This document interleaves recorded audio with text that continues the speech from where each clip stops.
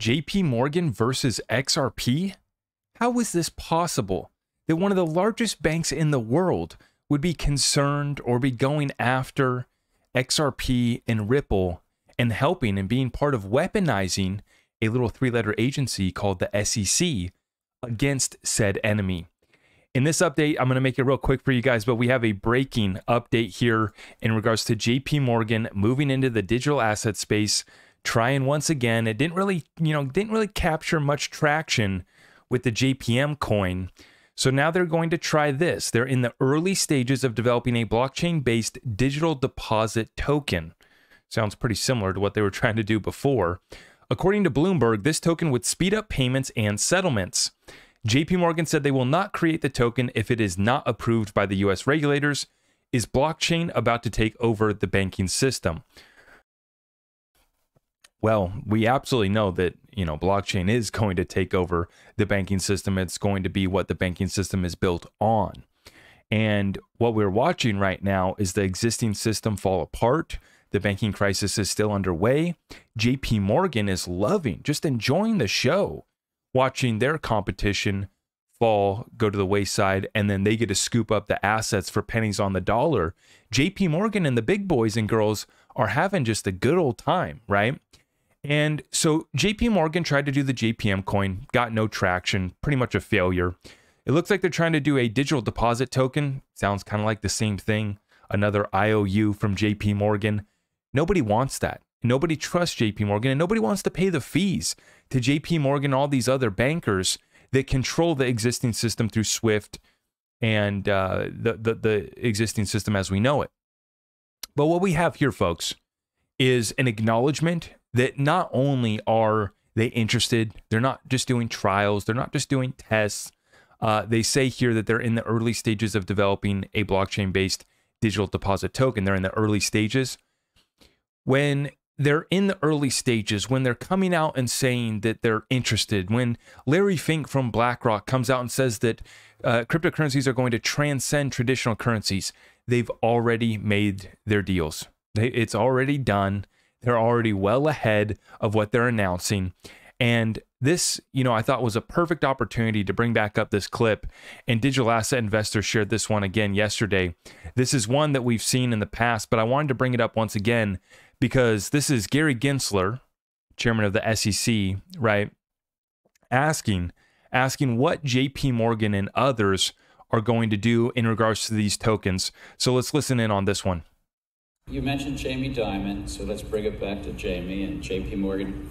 What do you think is going to be the thing that they will have to change the most or lose market share and somebody else is going to do better, faster, serve their clients better than JP Morgan or Goldman?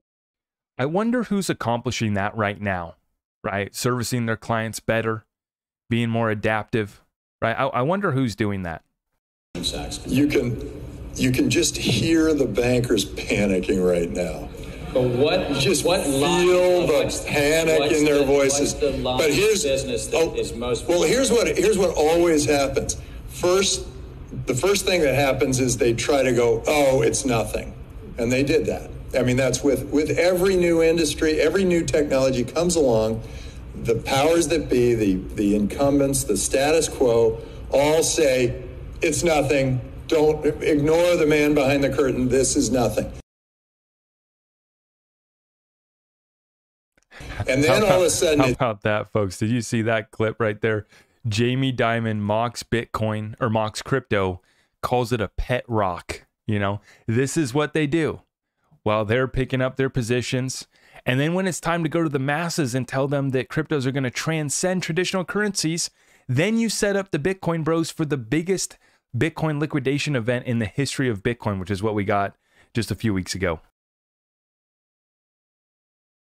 And then all of a sudden it's too big to get in there. They're going, oh my God, I got to face this thing. And then they all line up and they wrap their arms together and they say, we're not letting this happen. And i.e. suing Ripple, a company that was trying to do everything the right way, trying to just step on in and take care of their clients, do things the proper way, complete transparency, working with the regulators, setting up an office in DC.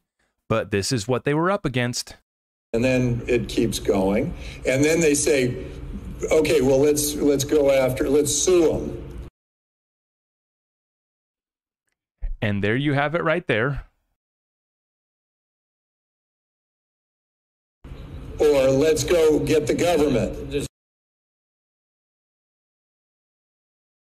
another thing they do. They adopt the technology. I think. No, that's at the end. They will adopt this technology. No, this is the last thing they do. No, yeah, it's like it's after the press planning. They plant the press stories. Now look at that clip. Look at that clip right there that we just saw. Look at that clip. This is the game that they play. Now on Wall Street, Galaxy's Novogratz, XRP will underperform immensely again this year. These were the guys that were shorting XRP, knowing that Ethereum was going to get the free pass. They loaded up on the Ethereum ICO. They loaded up on Consensus. They loaded up on everyone involved. They left the SEC to go work at law firms that were going to represent Ethereum in the whole gang. And meanwhile, they run these pressers and they literally sue, and not only suing the company Ripple, but going after the executives as well. Complete intimidation tactics. They put out lawsuits. They create as much of a fuss as possible. They try to get their government friends involved. And then they go, oh God, this thing's happening.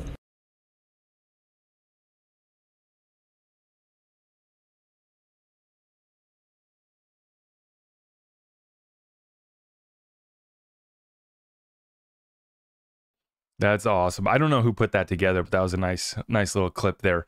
And that's what this is, folks, right?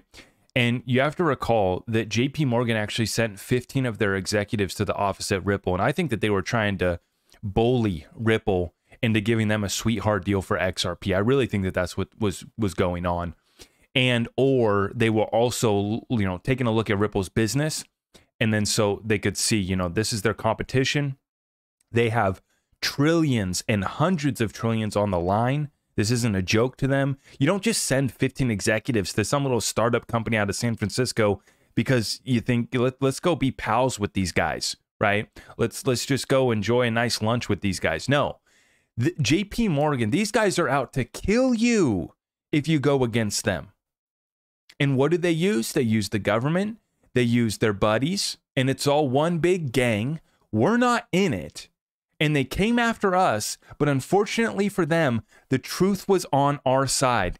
And you gotta love it. We got this one here. David Schwartz reporting live from the Apex Developer Summit that's taking place in Amsterdam right now. And listen in here on this clip from David Schwartz. We had the truth on our side and we won.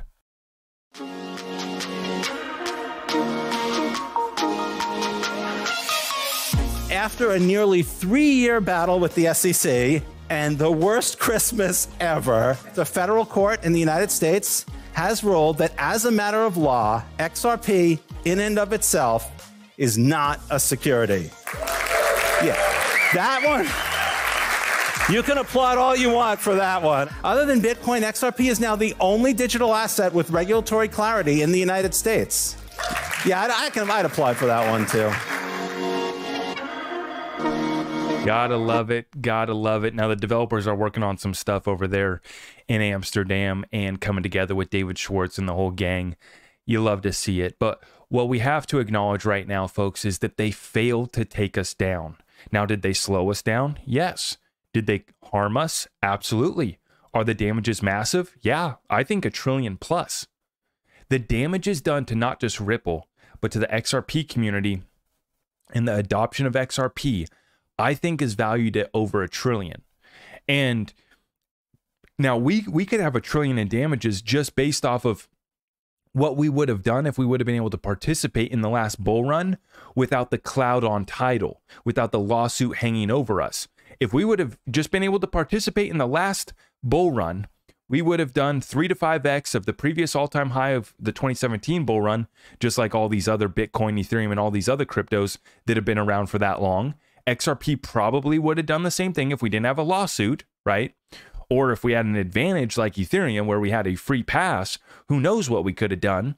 But at least if we would have just been able to participate, we probably would have gone to at least all-time high, if not a 3 to 5x from there like many other cryptos, which just right there within the market cap is about $1 trillion worth of potential that we never got to achieve.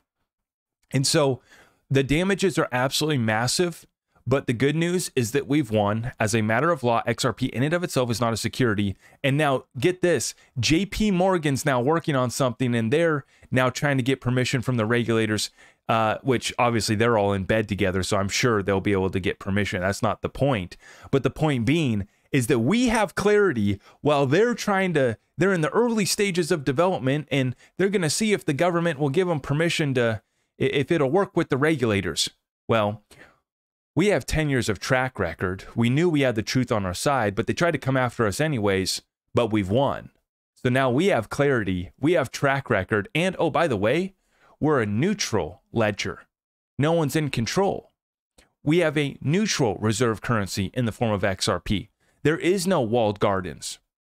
And so this is the advantage that XRP has over JPM coin, over Goldman Sachs coin, over US dollar, over Russia, over BRICS currency, right? Is that you have a neutral bridge currency. And even comparing XRP to gold, okay, in gold you have a neutral reserve currency, sure, but it's not liquid, right? We can't move it. There's no transportability. And so this is the unique advantage that XRP has. This explains why JP Morgan and the gang went after Ripple in the form of a lawsuit, why Mike Novogratz was part of that in fudding out XRP. And even just within the last 24 hours, we're seeing all these tabloid news outlets in the crypto space, which, granted, there's a bunch of trash news sources in the crypto space, sure. But you're seeing all these trash ones, and I've even seen Bitcoin-centered ones running this headline that Palau has decided to end their partnership with Ripple, and that the pilot that they did on the XRP ledger is over and they're ending their partnership. It's a complete lie. The pilot, as I did an interview with Jay Anson from the Ministry of Finance from Palau, and when Jay came on my show, he said, yeah, this is just, one of the first phases, and then there's going to be additional phases. All that happened was that the first phase completed, and it went really good. In fact, you can listen to the president of Palau talk about how well it went.